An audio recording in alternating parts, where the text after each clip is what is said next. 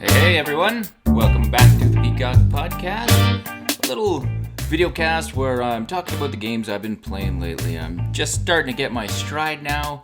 I'm going to try and hit 4 games at a time. It makes these quick to listen to, quicker to make, and keeps everything a little more concise.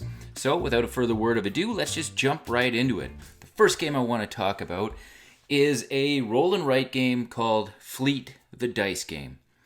Now, I don't have a lot of experience with roll and writes. The only one I really played, other than like Yahtzee, I guess, is Gans Sean Clever, the app.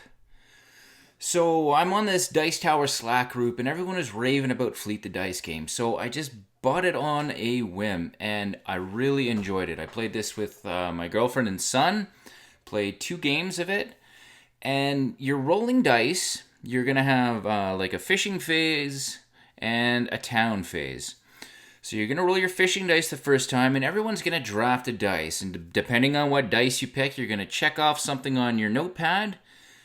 And the more of a certain dice you get, it starts unlocking things. You start chain reacting, similar to how these roll and writes work. And you're checking off different fishing boats. Once you get a certain amount of check marks, you get a license, which is gonna do anything from give you 2 fish when you take a certain dice, to get an extra fish every time you go fishing, to end game scoring, and you can get up to a level 3 license.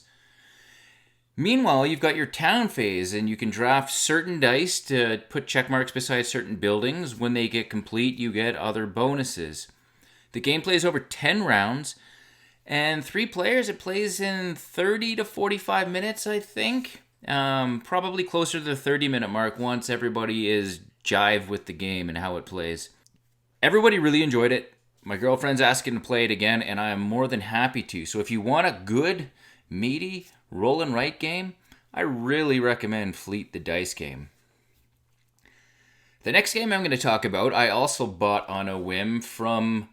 Shout out to Thematic Colors of Gaming on Board Game Geek. He was raving about Quodd Heroes, calling it one of the best games of the year.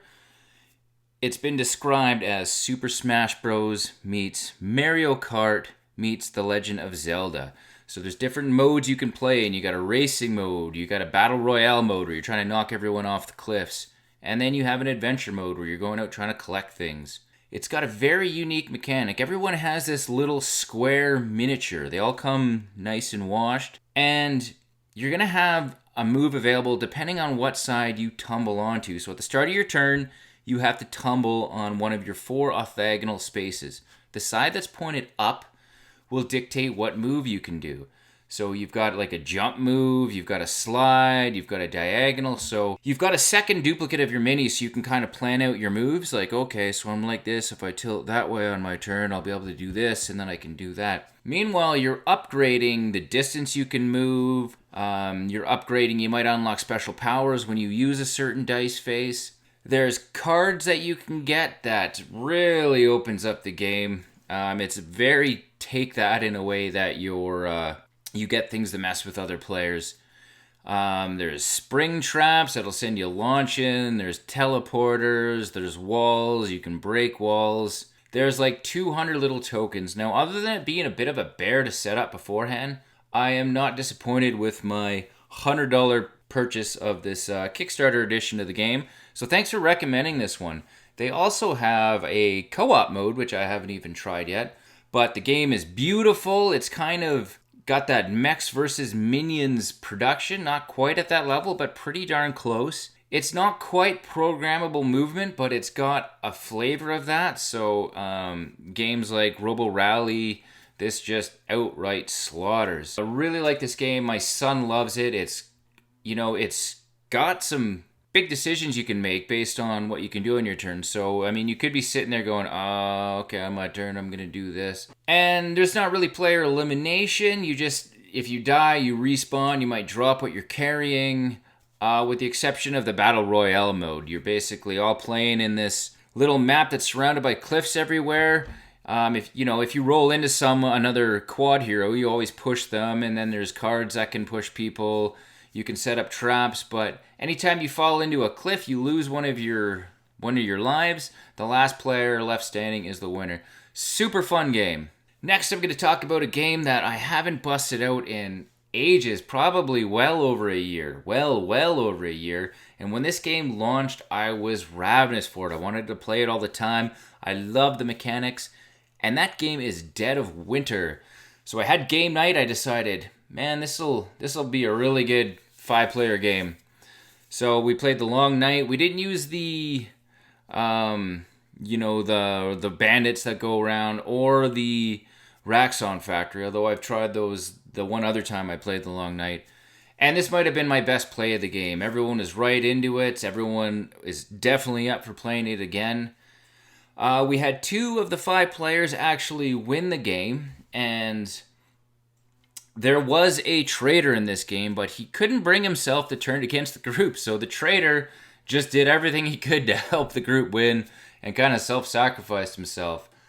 I tried to say, hey, look, no, you should have tried to screw us over, but I mean, the game is hard without a traitor, so hey, that's how it ended. And there were 5 dead people in the graveyard at the end of the game, and all 5 of those people were me. I didn't have a chance of getting my objective because that red dice of death constantly kept killing me. If it wasn't the red dice of death that was killing me, it was a crossroads card.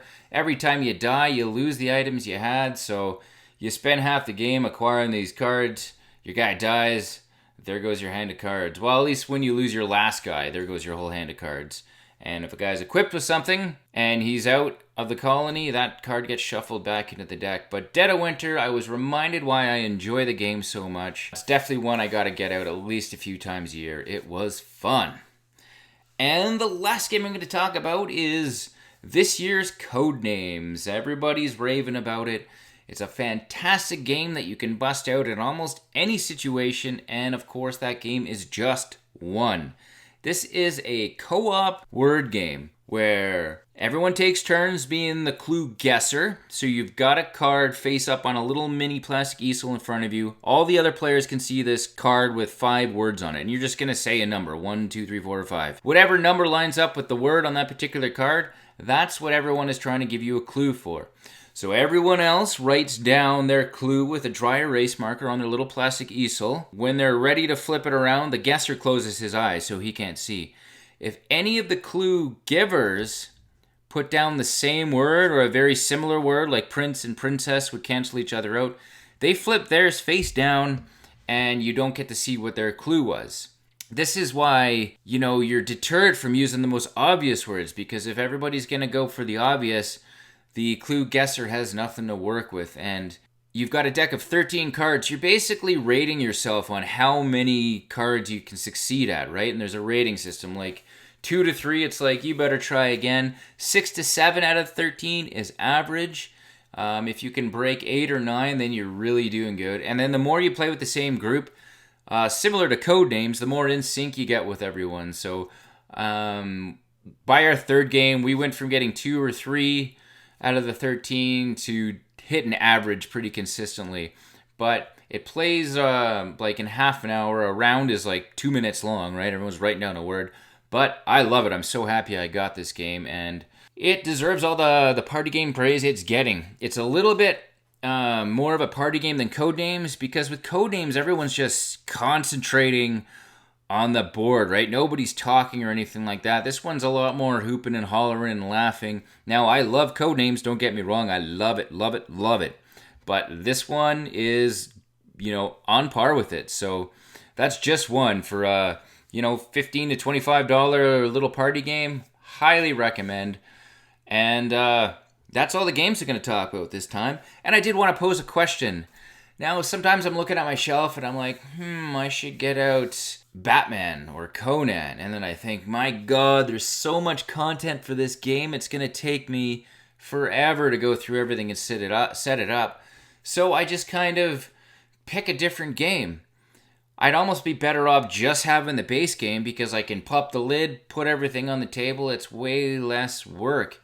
And I'm just wondering if having too much content, while at the same time being fantastic that you have this content, it's also a deterrent for getting it played more often. So let me know in the comments what you guys think about this, if you have similar experiences.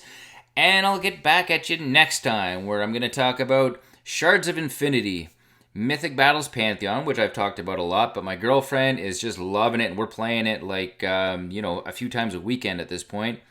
Gloomhaven, and Chronicles of Crime. So tune in, and I'll talk to you next time.